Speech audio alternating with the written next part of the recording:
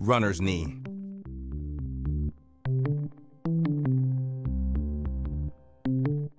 Runner's knee is a condition characterized by pain behind or around the kneecap.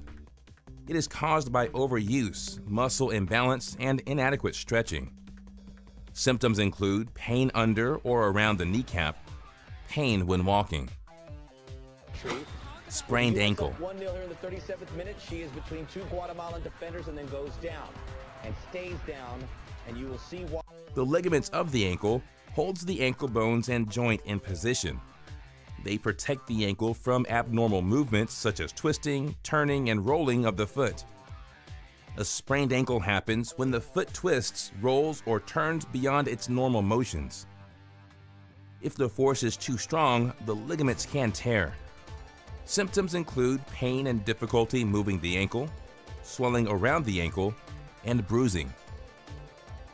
And showing Meniscus how much tear. pain he in, and I think some of it was just being scared. But this guy, he acts like he want to go after Patrick. And Each of your knees has two menisci C-shaped pieces of cartilage that act like a cushion between your shin bone and your thigh bone. A meniscus tear happens when you forcibly twist or rotate your knee, especially when putting the pressure of your full weight on it, leading to a torn meniscus. Symptoms include stiffness and swelling, pain in your knee, catching or locking of your knee. But an Rotator MRI cuff tear. revealed he has a torn rotator cuff. Kobe traveling to Los Angeles today to be examined by team doctors on. The rotator cuff attaches the humerus to the shoulder blade and helps to lift and rotate your arm. A rotator cuff tear is caused by a fall onto your arm or if you lift a heavy object too fast. The tendon can partially or completely tear off of the humerus head. Symptoms include pain when lifting and lowering your arm, weakness when lifting or rotating your arm, pain when lying on the affected shoulder. ACL tear. Here's Rosario on the break now, and watch Nerlens go up with a left hand, block the shot, and then on landing, there came the... The ACL runs diagonally in the middle of the knee and provides stability. Anterior cruciate ligament tear occurs when your foot is firmly planted on the ground and a sudden force hits your knee while your leg is straight or slightly bent. This can happen when you are changing direction rapidly, slowing down when running, or landing from a jump. The ligament completely tears into two pieces, making the knee unstable. Symptoms include severe pain and tenderness in knee, loss of full range of motion, swelling around the knee.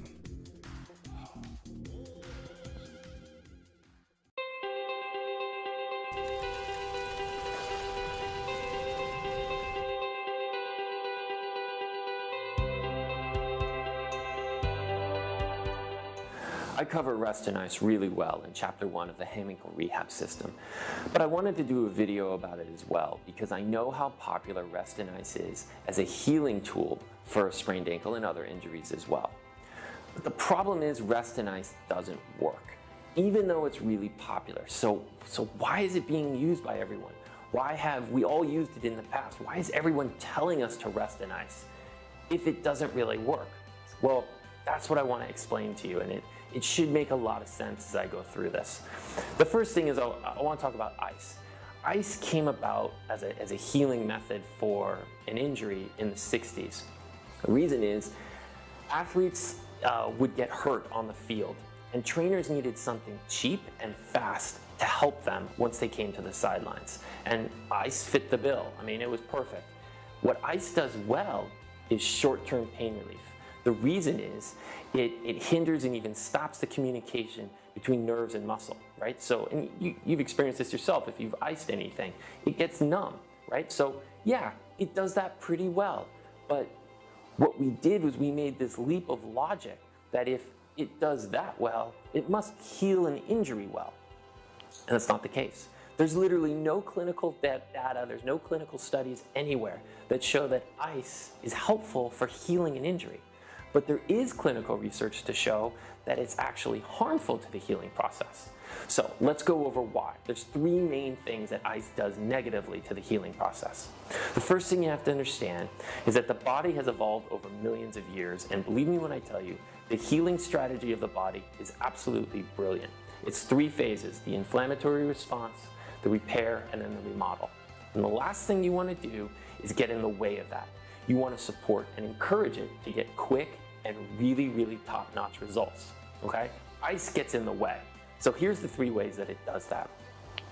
The first is when you get injured, you have the inflammatory response. You can't get to steps 2 and 3 before you go through that. All you got to do is look down at your ankle. You'll see how swollen it is. You know what I'm talking about. Well, inside the body, the immune system goes into overdrive, and it sends in 2 waves of something called macrophages, which are immune cells, and they stand for big eater in Greek. Well, that first wave is the first 48 hours, and the macrophages that flood into the injured area during those first 2 days are responsible for one thing, and that is literally gobbling up and removing the debris in the injured area. So believe me, you don't want to stop that, right? You understand what I'm saying. I mean, you want as many macrophages in there as humanly possible, because before you can start the healing process, you need to get that debris out of there. The second phase of macrophages is responsible for muscle regeneration and repair. So what ice does is stop the flow of macrophages. Again, that is the last thing that you want. You want to support and encourage the flow of macrophages into the injured area to heal properly. The second thing that ice does is, and I covered this a second ago, is that ice actually stops the communication between nerves and muscle, right? And that's why it's effective as a pain reliever. But lymphatic drainage requires muscle activation. So it's been shown pretty convincingly that ice stops lymphatic drainage for that very reason. And again, that's the last thing you want. You need that injured area to drain of all that waste. You need to get that unhealthy blood and waste out of there so you can get healthy blood and nutrients into the area. And the third thing is, in studies, it's been shown that not only does ice stop lymphatic drainage, it actually reverses the flow back into the injured area.